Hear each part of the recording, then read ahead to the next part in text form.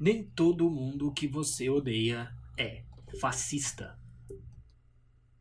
Hoje eu quero voltar a falar no historiador Robert Paxton e um texto de 2016 intitulado Is Fascism Back? O fascismo está de volta?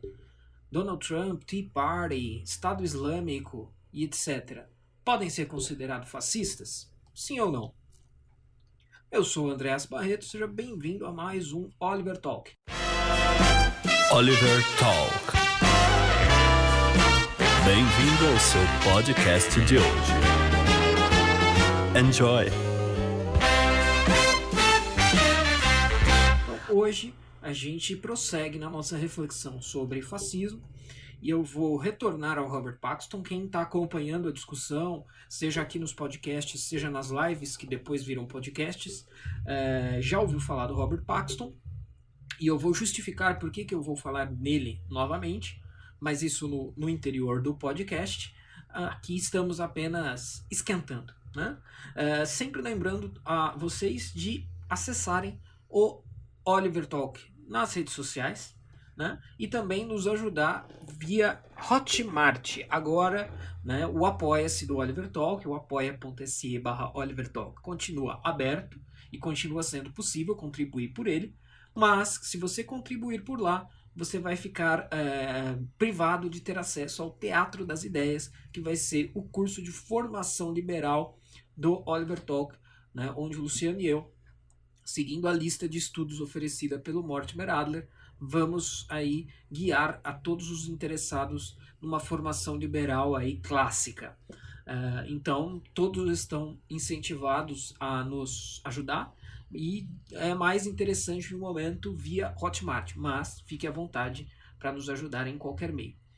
Quem assina o Oliver Talk, seja no Apoia-se, seja no Hotmart, vai continuar tendo acesso a vários conteúdos exclusivos, como a revista Cronos, cujo exemplar 4, volume 4, está prestes a sair, que a revista Cronos é o guia bibliográfico e cultural do Oliver Talk.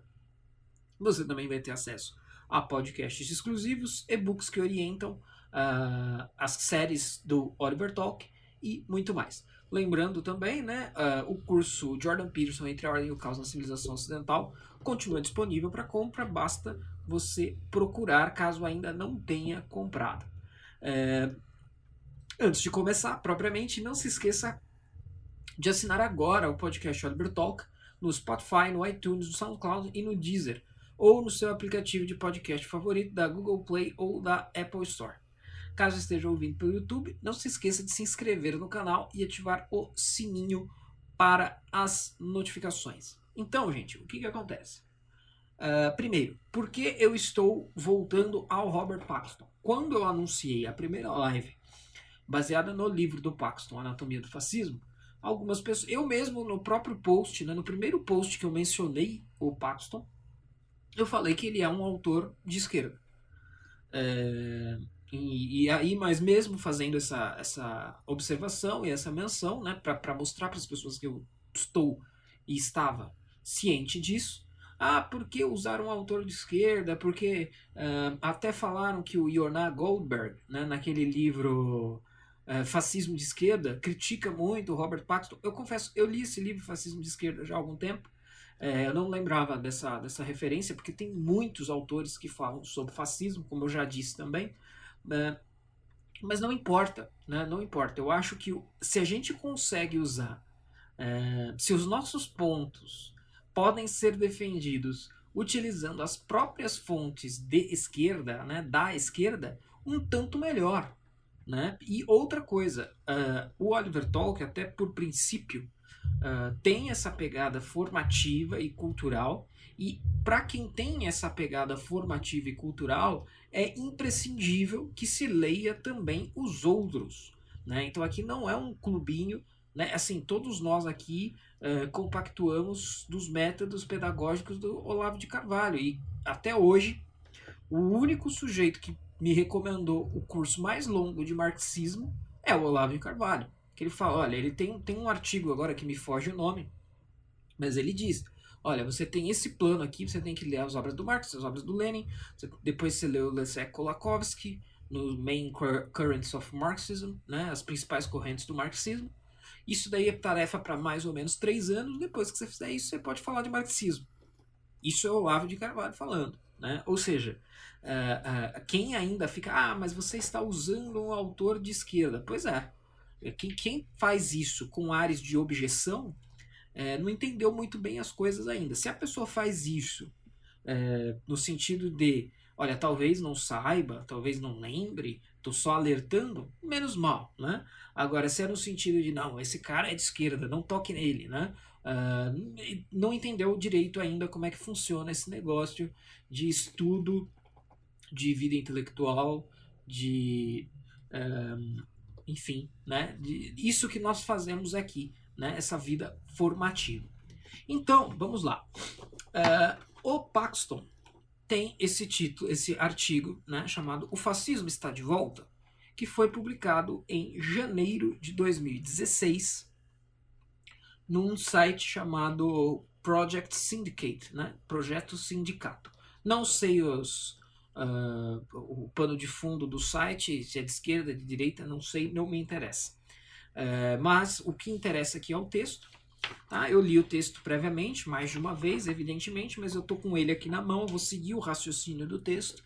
Então, se tiver alguma coisinha pontual, é porque eu estou aqui, eu não traduzi o texto integralmente. Tá? Mas o Paxton diz o seguinte, e a reflexão do Paxton é: Donald Trump, Tea Party, também dos Estados Unidos, Estado Islâmico, esse tipo de pessoa / organização pode ser considerada fascista, né? Porque com certeza a esquerda rasteira, a esquerda chula, a ralé miúda da esquerda acusa Trump, Tea Party, etc., de serem fascistas. Estado Islâmico nem tanto, né? Ou praticamente não, porque a extrema esquerda não está preocupada com o radicalismo islâmico. Mas Tea Party e o Donald Trump, com certeza. E aqui a gente está falando de um texto de 2016, né? Então, essa discussão ela era ainda mais relevante nesse momento. Porque lá pelos idos de 2016, eu mesmo estava dizendo, bom, os caras estão falando que vai ser um governo fascista e nazista. Em 2020, a gente vai ter o depoimento da história, né? Bom, se vai ser nazista, onde estão os campos de concentração? Onde estão os holocaustos de minorias? Então, a própria esquerda deu o precedente de análise, né? Deu o critério para a gente analisar o Donald Trump e, posteriormente, para analisar o Bolsonaro. E, na verdade, eles estão errados pelos próprios critérios deles. Né? O que você tem são movimentos extremamente autoritários vindo das fileiras da esquerda, né? Antifas, Black Lives Matter e etc, etc. Mas, enfim, né? Então esse critério, né, foi dado pela própria esquerda, e um autor de esquerda, como Robert Paxton, que ele vai deixar isso claro no artigo também, dizendo em 2016 que Donald Trump não era um fascista, né, embora, lembra isso, lembra aquilo, etc., mas a gente não pode, em nome da honestidade intelectual e da precisão linguística e conceitual, a gente não deve considerar Donald Trump um fascista.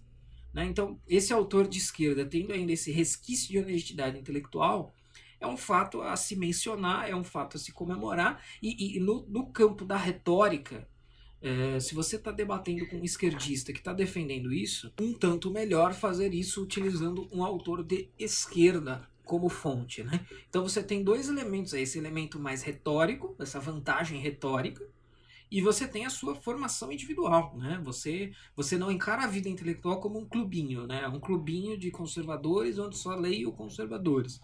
Não, você quer ter uma vida intelectual séria, o que implica inevitavelmente lidar, ler, né? Enfrentar material que não é conservador. Mas então, né, vamos ao artigo, publicado em janeiro de 2016. Então diz aqui o Paxton. Em 2015, o fascismo, entre aspas ele usa, mais uma vez se tornou o centro do octógono político e um epíteto de uso geral. É claro, a tentação de aplicar a pecha de fascismo a quase a esmagadora maioria dos adversários da linguagem confrontativa é uma tentação. E é um comportamento também. Essa impressão se baseia nessa tentação linguística e no fato de supostamente existirem algumas semelhanças entre Hitler e Mussolini e o jeito de falar ou de agir desses grupos acusados de serem fascistas. Então, assim, mas na verdade, o que eu destaco aqui nessa primeira oração aqui do texto do Paxton é que ele fala de tentação. Tentação de aplicar a pecha de fascismo. Isso, olha só que interessante, né? Então, uma tentação. Olha, eu me sinto tentado a chamar o meu adversário político de fascista. Isso é importante de se mencionar por causa daquilo que o Ben Shapiro fala, que o Flávio Morgenstern fala, e que nos podcasts passados sobre fascismo eu já falei. Acusar o seu adversário de fascista no atual quadro de coisas, no atual contexto de coisas, nada mais é do que uma estratégia retórica também de tentar silenciar o seu oponente. Né? Então, assim, é tentador você acusar alguém de é mais ou menos como você. Bom, e as coisas estão no mesmo saco, né? Você acusar alguém de nazista. Pô, se você pega uma das coisas mais horrendas da humanidade e consegue vincular o seu adversário político, em termos de narrativa, você está ganhando um caminhão de coisas. Né? Então, tenho certeza, ou quase certeza, que o autor aqui, o Robert Paxton, né, que é professor de História na Universidade de Columbia e autor do livro Anatomia do Fascismo, já citado, ele meio que escapa, né? Eu acho que um lapso inconsciente ao usar a palavra tentação. Olha, é tentador, dá vontade, né? Sabe aquele comichão, né? Aquela coisa assim, queria muito poder chamar todo mundo à minha direita de fascista. Mas o meu último resquício de honestidade intelectual não me permite fazer isso. Né? E aí, ele prossegue aqui no texto. No momento, o termo fascismo está sendo amplamente aplicado a casos tão diferentes, né, tão distantes como Donald Trump, o Tea Party, o Front National da França e os assassinos radicais islâmicos. Né? Então ele está colocando aqui que, no entendimento dele, ele viu essa pecha de fascismo sendo associada a todos esses grupos ou pessoas. Né? Donald Trump, Tea Party, Front National na França e radicais islâmicos. Mas, embora a tentação, e ele usa a palavra tentação de novo, talvez não tenha sido um lapso, né? 2 vezes o mesmo lapso é estranho. Mas ele prossegue. Porém, embora a tentação de chamar tais atores de fascistas seja compreensível, ela deveria ser resistida. Né? Então deve-se resistir a essa tentação de chamar todo esse balaio de gato de fascismo. Na sua criação nos anos 20, né, 1920, primeiro na Itália e depois na Alemanha, o fascismo foi uma reação violenta contra o excesso percebido de individualismo. A Itália havia sido desprezada e a Alemanha derrotada na Primeira Guerra Mundial. Mussolini e Hitler clamavam para si, né, que, devido à democracia e o individualismo, a unidade nacional e a unidade da vontade dos povos, né, da Alemanha e da Itália, haviam sido enfraquecidos. Né? Então, o fascismo, essencialmente, fascismo como, lembrando sempre, como fenômeno histórico. Então, a gente tem que estar sempre ciente, quando a gente está discutindo fascismo, de que fascismo estamos falando. A gente está falando do fascismo como fenômeno histórico ocorrido nas décadas de 20, ou a gente está falando dos fascismos marcio-tiburianos, a gente está falando dos fascismos Wilhelm Reichianos, a gente está falando dos fascismos da escola de Frankfurt, né? Principalmente na figura salvo engano, não foi o Marcuse, né? Herbert Marcuse, que identificou a sociedade americana como a sociedade autoritária por excelência. Enfim, mas o correto mesmo é a gente falar de fascismo enquanto fenômeno histórico do fascismo, que é o que realmente aconteceu, não é uma mera teorização, uma mera hipótese. E aí o Paxton prossegue aqui no texto. Então, os dois líderes, né, Hitler e Mussolini, puseram seus seguidores vestidos de uniformes e tentaram regimentar, né, coordenar seus pensamentos e ações. Uma vez no poder, eles tentaram estender a sua ditadura a cada canto da vida. Até os esportes, sob Mussolini, deveriam ser organizados e supervisionados pela agência estatal chamada Dopolavoro. Tá? Então aqui é o texto do Paxton. Os fascistas se colocaram eles próprios como a única força efetiva, a única barreira efetiva ao outro movimento político que surgiu após a Primeira Guerra Mundial, o comunismo. Ao internacional socialismo, os fascistas opuseram um nacional-socialismo. Né? Então, ou seja, como oposição ao internacional socialismo, eles propuseram um socialismo nacional. E enquanto eles destruíam, né, destroçavam os partidos socialistas e aboliam os sindicatos independentes, por nem um minuto sequer eles questionaram a obrigação estatal de manter o bem-estar social, exceto em caso de inimigos internos como os judeus, por exemplo. Então, olha só, aqui tem um outro elemento de honestidade do Paxton. Então, olha só, a gente está lidando com um pensador, um intelectual de esquerda? Sim, mas a gente tem que dar o pezinho, o bracinho a torcer e admitir que existe honestidade nessa abordagem aqui.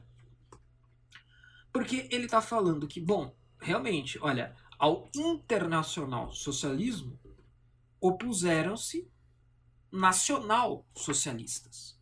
Então, para usar uma palavra da moda aí, o Paxton está admitindo que a gente está falando de duas cepas. Né? A gente está falando muito de cepa de vírus.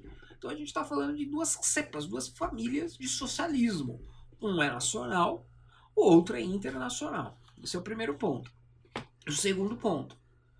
E o Paxton precisa fazer essa clarificação no seu texto, porque ele vai dizer que a oposição ao individualismo e a estatolatria, né,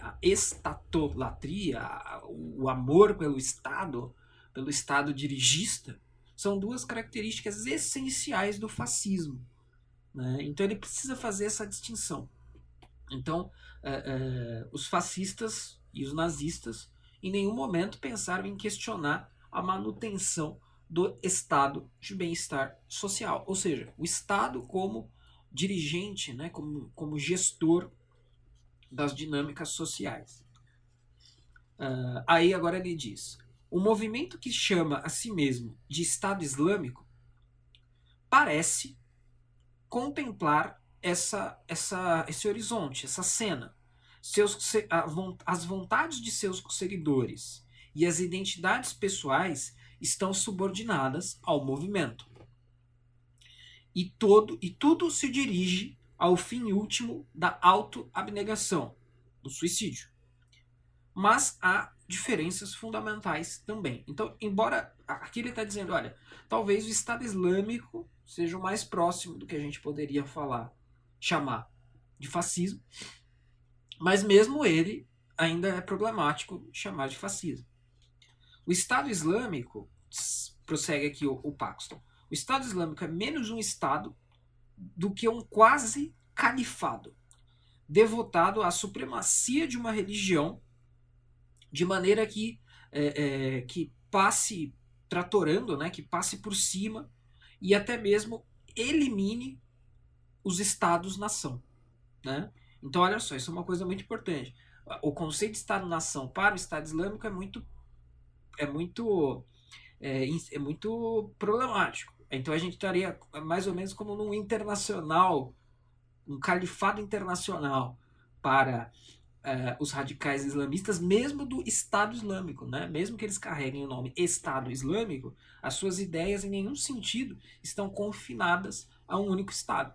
O Estado Islâmico, com plenos poderes, seria uma coisa transestatal, né? Não ficaria restrita a um Estado. A autoridade central permanece imperceptível, né, no Estado Islâmico, e a política e as iniciativas operacionais estão dispersas em células locais, sem a necessidade de um centro geográfico.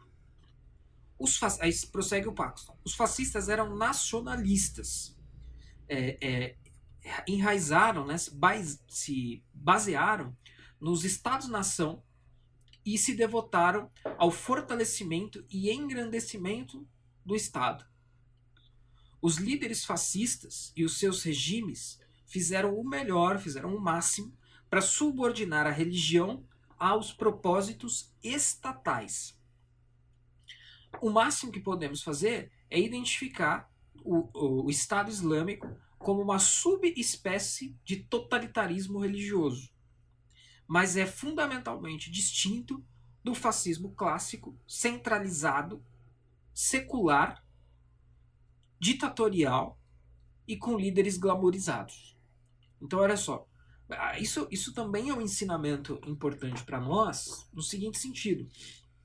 A gente pode ter a tentação de chamar o Estado, principalmente nas fileiras direitistas, né? A gente pode ter a tentação de chamar o Estado Islâmico de fascista. Mas continua sendo, conceitualmente, continua sendo incorreto, né? Mais uma vez, agora sou eu falando e não o Paxton. A gente tem que tomar cuidado para não classificar qualquer autoritarismo de fascismo, né? Existiram diversos tipos de autoritarismo antes do fascismo e surgiram outros depois, e não necessariamente eles são fascistas apenas porque são autoritários ou radicais, como é o caso do Estado Islâmico. Aí ele prossegue aqui, o Paxton, né, o Tea Party está ainda mais longe da natureza de estatolatria, de aumento do Estado, do fascismo. Porque ele se opõe a todas as formas de autoridade pública e furiosamente rejeita qualquer obrigação com outros. Seria melhor se fosse chamado de anarquismo de direita. Essa opinião do Paxton. Inclusive, eu falei na minha live sobre extrema-direita, falei que talvez o epíteto, né, o nome extrema-direita, fizesse bastante sentido para o Tea Party. Né? E até, de certa forma, o Paxton corrobora a minha interpretação aqui. Mas ele diz, o Tea Party é um individualismo furioso, né, exacerbado, e contém uma negação da ideia de obrigações de comunidade. Algo que opõe ao apelo fascista da supremacia das obrigações da comunidade sobre a autonomia individual. Então, mas basicamente, né, mais uma vez, né, o que ele está dizendo aqui é qualquer coisa que se baseie no individualismo, por oposição a coletivismo, não pode ser fascista. É basicamente isso que ele está dizendo aqui.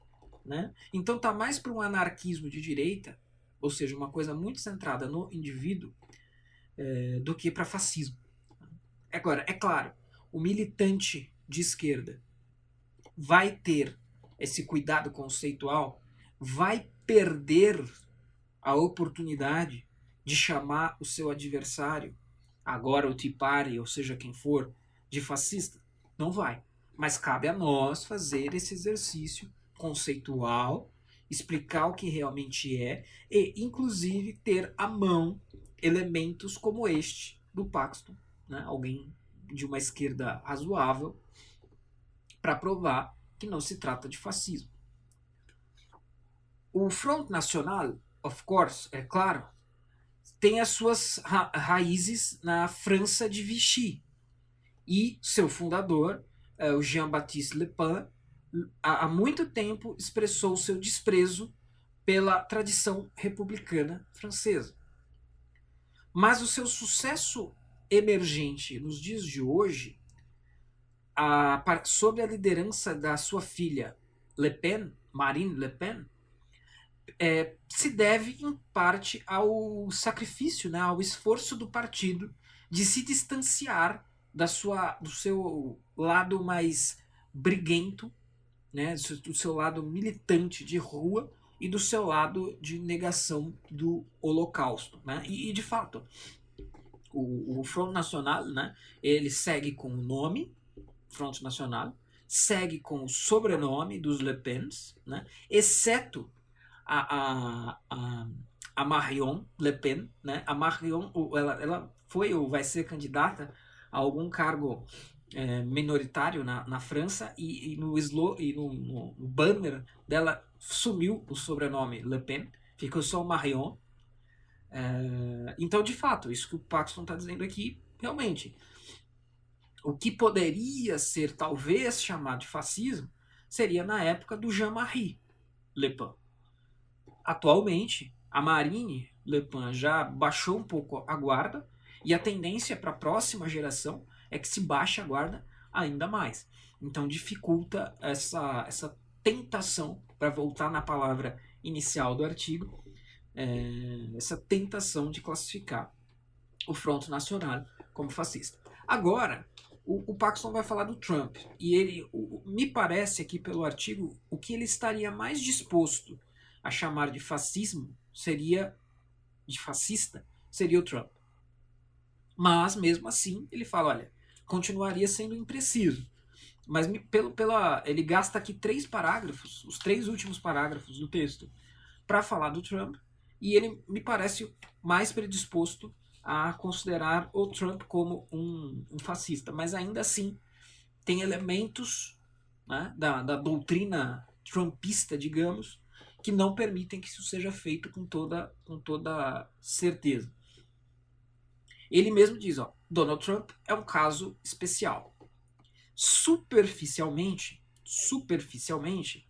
ele parece ter emprestado um número, né, um grande número de temas fascistas para a sua campanha presidencial. Palavras do Paxton, tá, gente? Para não ter gente com mimimi depois. Então ele diz xenofobia, preconceito racial, medo do enfraquecimento da nação e do seu declínio, agressividade em política externa e prontidão em suspender a rule of law, né, o direito estabelecido, para lidar com supostas emergências. Então essas são características do fascismo que o Paxton supostamente considera que o Trump é exemplar. Seu tom, né, aqui volta o Paxton se referindo ao Trump, seu tom brusco, né, seu tom bruto, o domínio das plateias, né, das massas, e a habilidade, e sua habilidade em usar os últimos recursos de comunicação tecnológica, também são reminiscentes de Mussolini e Hitler. Né? Então veja, ele bate mais forte no Trump, mais do que, como não era de se surpreender, bate mais no Trump do que no Estado Islâmico. Me parece aqui, né? Então, ou seja, de tudo isso que foi colocado aqui, foi colocado o Estado Islâmico, Front National, Tea Party e Donald Trump. Ele parece de querer insinuar que o Trump é o pior de todos e o que estaria mais próximo do fascismo. Né? Isso é para não ficar dúvidas de que é um cara de esquerda, sem dúvida. E aí ele continua aqui. Ainda assim, essas qualidades que de fato são derivadas de temas fascistas, temas e estilos fascistas, a substância ideológica subjacente é muito diferente, com direitos à riqueza, né? Direitos. Aqui ele está falando de uma espécie de oligarquia, né, que o Donald Trump a sua vinculação a uma espécie de oligarquia é muito importante, né? Então é os entitlements of wealth que ele diz aqui, né? Então, com os direitos à riqueza desempenhando um grande papel nele, no trumpismo, no governo Trump, do que os regimes fascistas geralmente toleravam. Donald Trump abarca esses temas e estilos, mas como uma estratégia tática, né? Um experimento estratégico, né? Um expediente estratégico. Uma decisão tomada com pouco ou nenhum pensamento, nenhuma reflexão a respeito da sua história feia, da sua ugly history, da sua história macabra, digamos, né? Trump está evidentemente insensível aos ecos das suas palavras e ao seu estilo e àquilo que o seu estilo de oratória evoca, o que não deveria surpreender, dado que ele aparentemente é insensível ao impacto de qualquer insulto que emite, né? Então, isso são as palavras do Paxton. Então, olha, realmente existe. Então, aqui entendendo o argumento aqui, olha, existe essas coisinhas que lembram o fascismo, existem, mas isso é mais casuístico, isso é mais uma estratégia do que exatamente uma vinculação, uma adesão ou uma ressurreição do fascismo. Então, veja, mesmo que a gente admita que tem tudo isso exatamente no Donald Trump, ainda assim não serviria para classificar como fascista. Então, olha só como é importante a gente ter contato com esse tipo de coisa. Então, até na cabeça de alguém onde todas essas acusações típicas da esquerda, é fascista, ou melhor, é racista, é homofóbico, é xenofóbico, até na cabeça de alguém que pensa desse jeito, dá para se questionar, dá para se relativizar, dá para se pensar essa classificação de Donald Trump, por exemplo, como fascista. É muito ruim, aqui voltando ao último parágrafo do texto do Paxton, é muito ruim que tenhamos chegado até aqui incapazes de fornecer outra pecha, né, outro nome para o poder tóxico do fascismo que possa ser aplicado a esses movimentos e essas pessoas horrorosas. Nós teremos que fazer mais do que usar palavras comuns. Fanatismo religioso para o Estado Islâmico, anarquismo reacionário para o Tea Party. Eu, particularmente, acho anarquismo reacionário um nome sensacional. E eu adoro o Tea Party. Né? Acho que o Tea Party é um negócio bem, bem legal.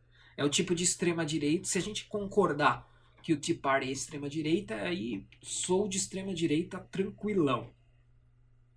E demagogia autoindulgente em favor da oligarquia, no caso de Donald Trump. Então, ou seja, o Paxton está falando, não é fascismo, é isso. Entendeu? É fanatismo religioso para o Estado Islâmico, anarquismo reacionário para o Tea Party e demagogia autoindulgente para o Donald Trump. Não tem nessa de fascismo. Se você usa essa palavra, você está sendo impreciso.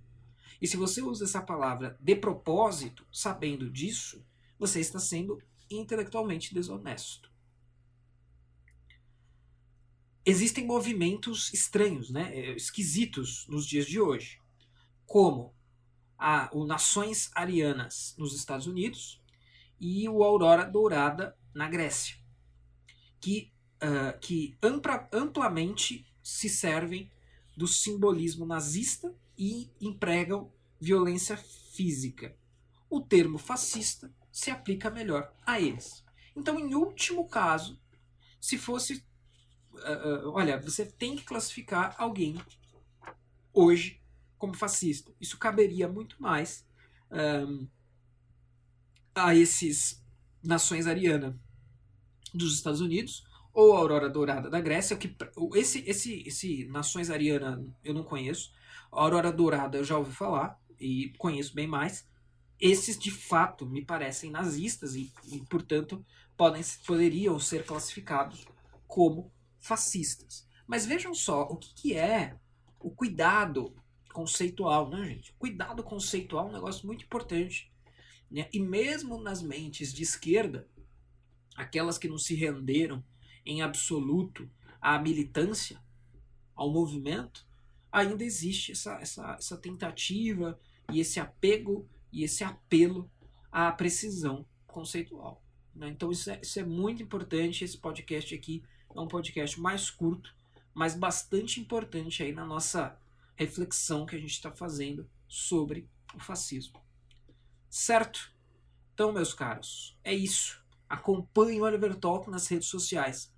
Estamos no Facebook e Instagram, sempre buscando por Oliver Talk, tudo junto. Esse foi um podcast sobre quem é fascista e quem não é. E a gente não pode classificar de fascista todo mundo que a gente não gosta.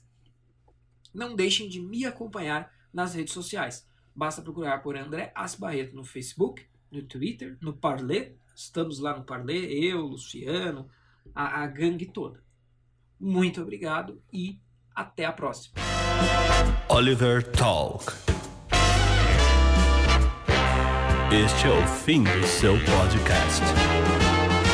Muito obrigado.